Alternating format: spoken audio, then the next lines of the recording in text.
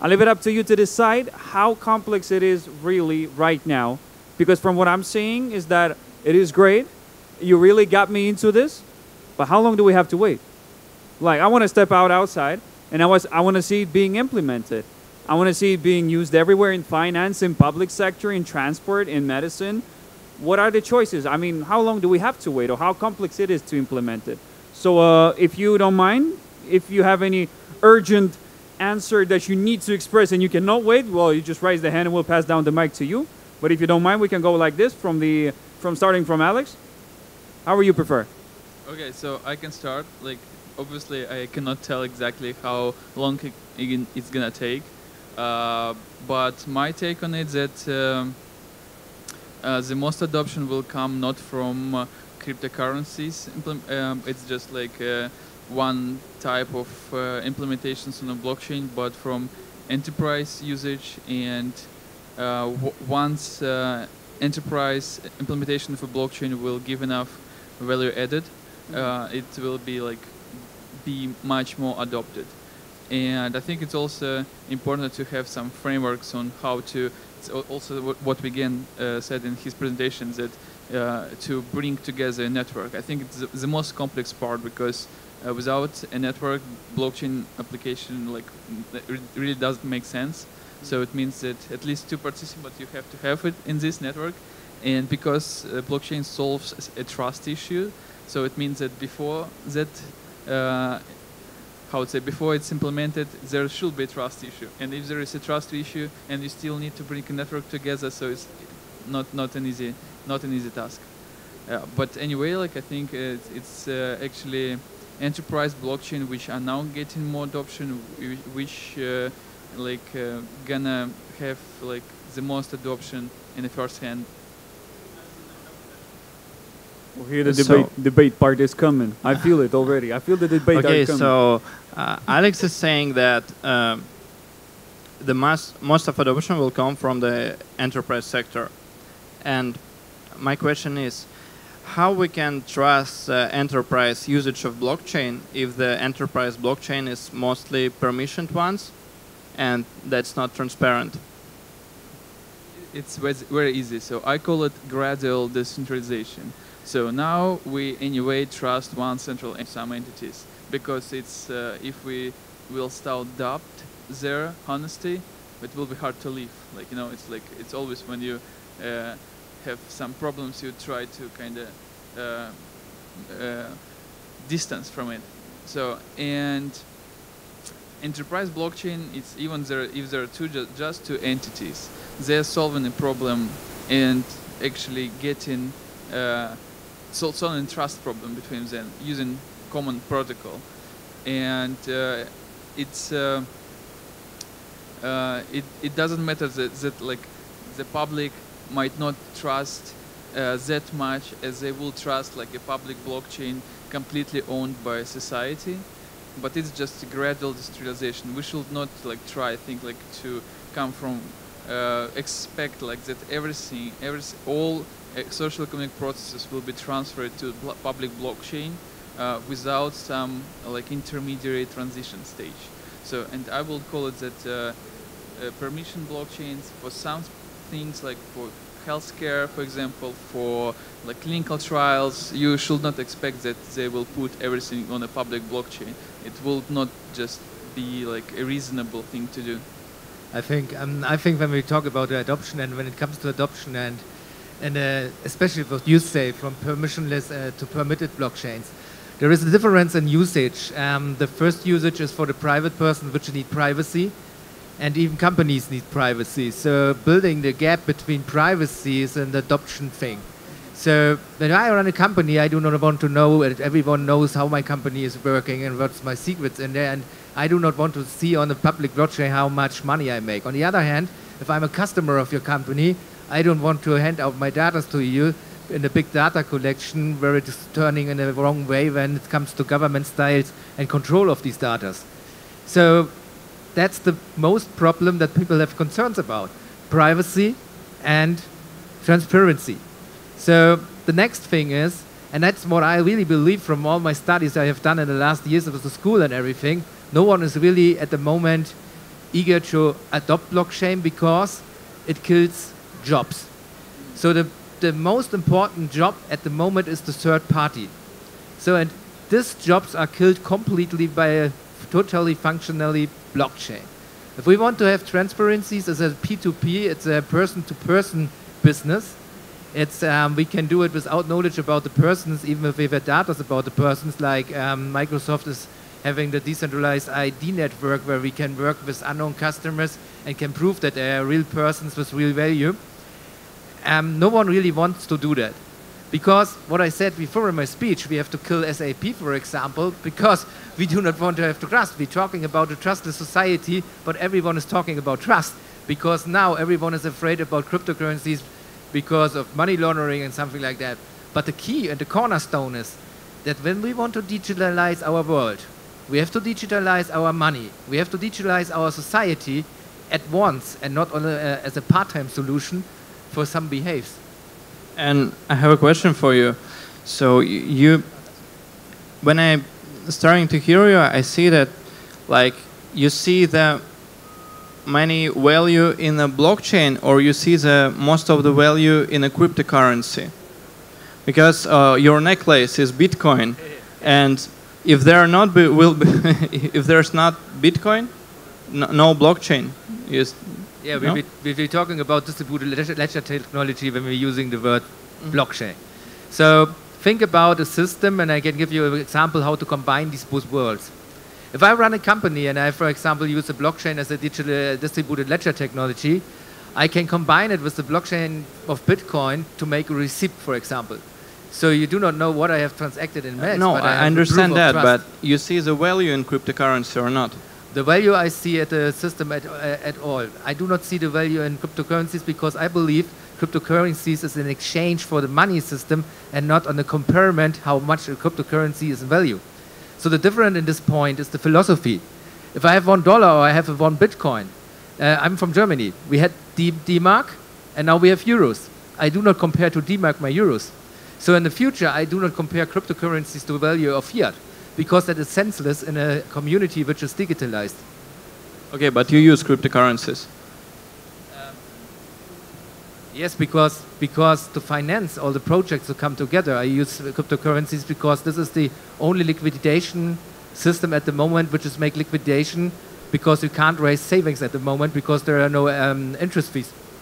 Okay. Let me try to provide a kind of potentially provocative point of view here. So firstly, I strongly believe that you cannot always conflate blockchain and bitcoins. Unfortunately, it's happening, but that's the reality.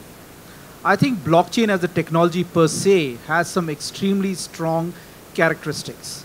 But having said that, I don't think it's a silver bullet for all problems. The question you should ask yourself is always, what is the problem you're trying to solve? And then see whether the blockchain is an appropriate way for it. And actually teeing off on the earlier comment about clinical trials, etc., I don't think it is going to be a time when somebody's got intellectual property that will just put everything right there out in open source.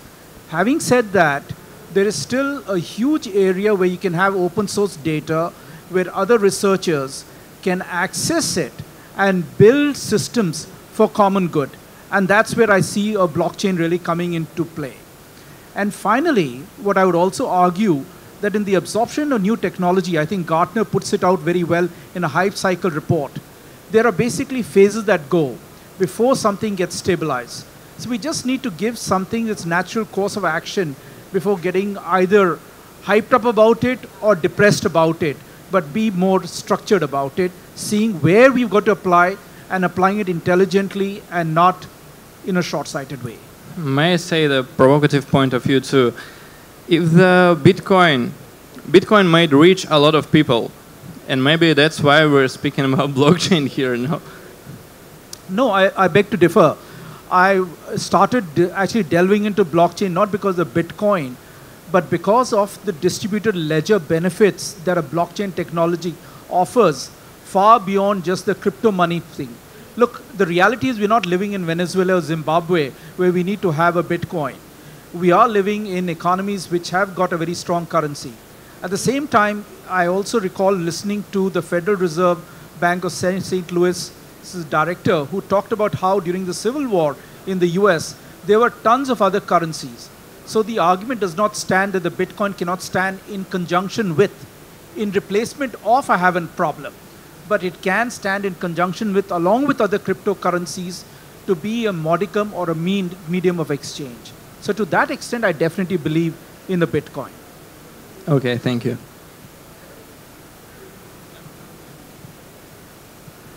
Just to add my 2 cents into this story. So I would agree with Alex regarding enterprises in the first place using blockchain and getting the most user out of it, because clients don't care.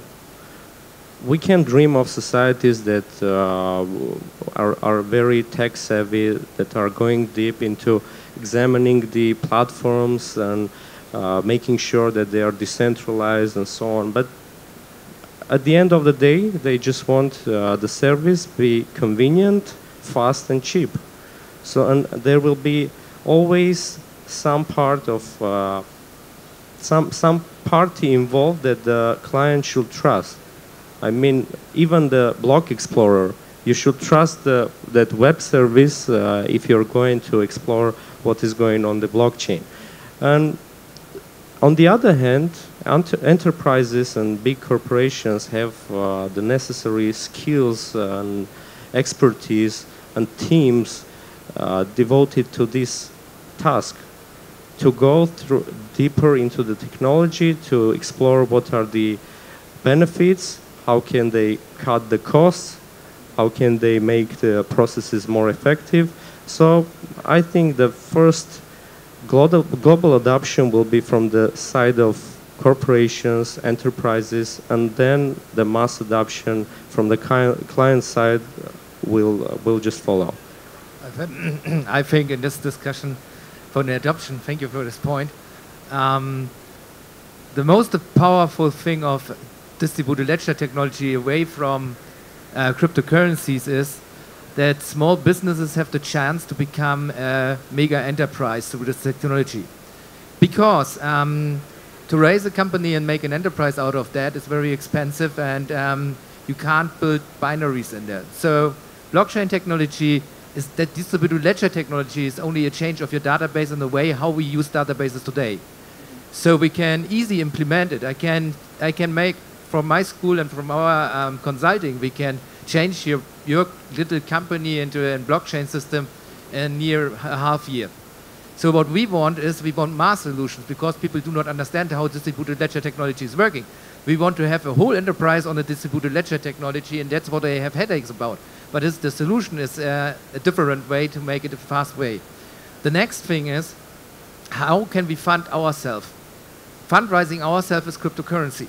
That's the most powerful thing. And if we do not combine both worlds, we have a big problem, because financing in the bank world for blockchain companies, which are startups, is impossible, because you can't bring the securities. On the other hand, we have a security in Bitcoin, because I can track everything in Bitcoin, and I have a Bitcoin which you can't exchange. And sorry for denying it, but the problem in Bitcoin is not the currency itself.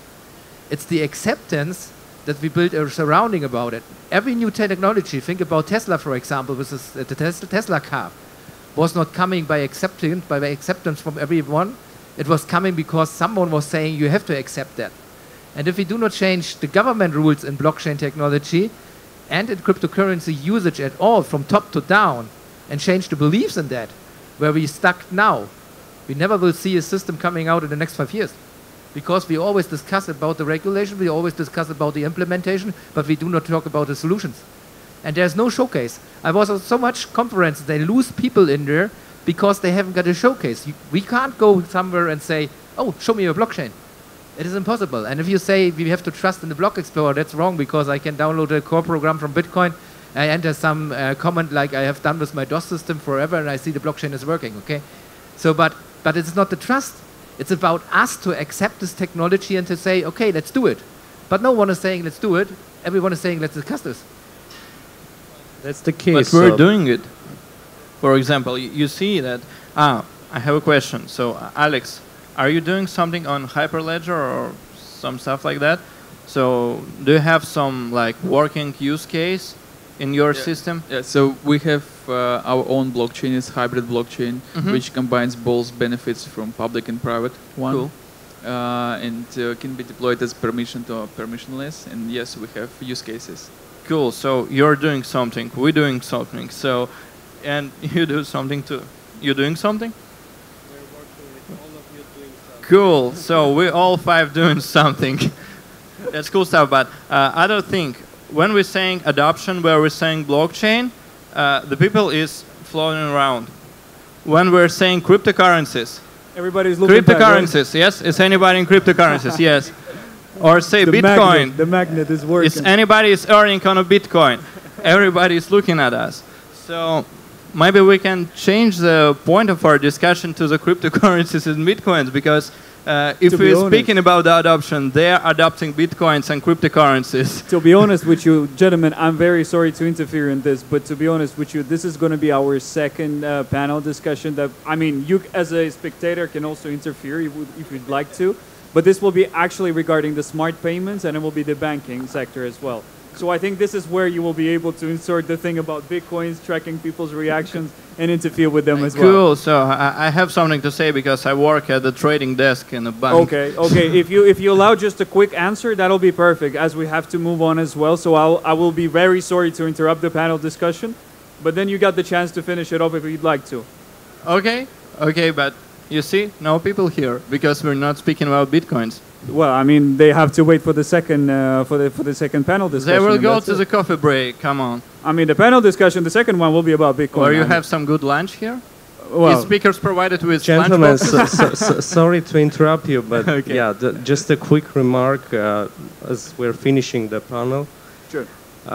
The way I see the future is not a blockchain as a separate technology, but blockchain in conjunction with all the emerging technologies. So today's theme as well, so smart cities, IoTs, refrigerators that are analyzing your diet and ordering food for you and paying for that food using cryptocurrencies. So all of the emerging technologies working together, this is the future I see.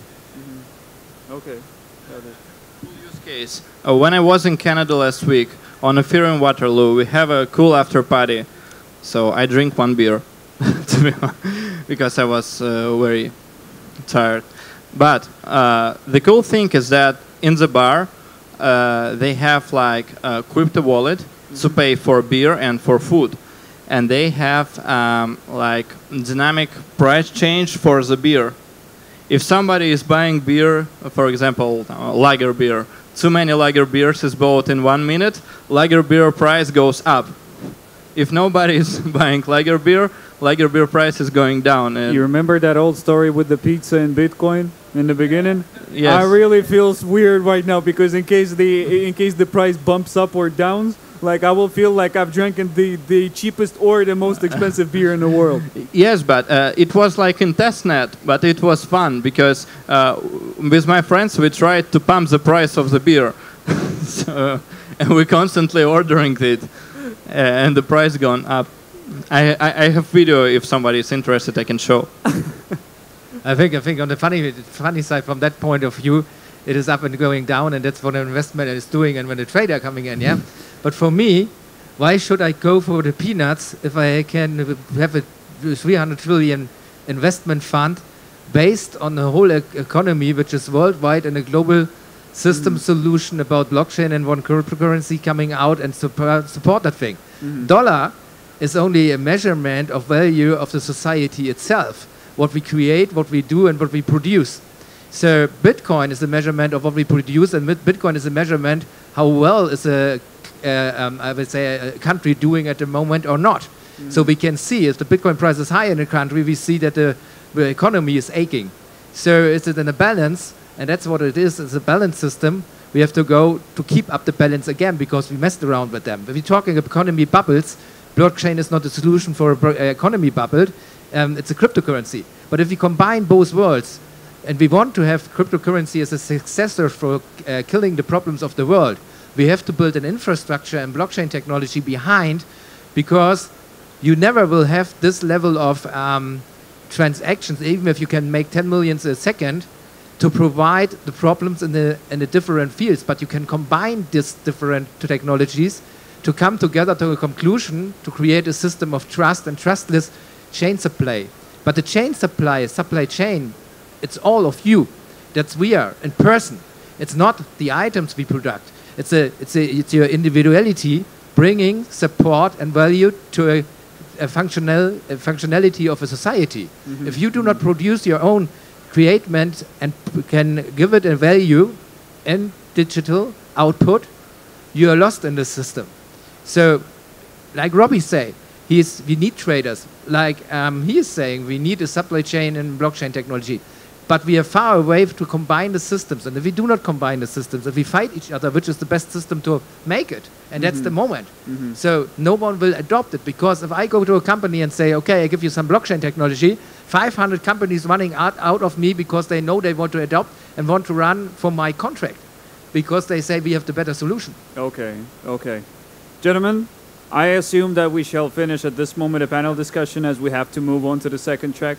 So from my own experience, I thank you very much for participating, because I've actually got a good experience. So please, if you don't mind, give a round of applause to our panel discussion. Guys were amazing. They were amazing, truly. So thank you very much. Yes, a quick selfie won't hurt.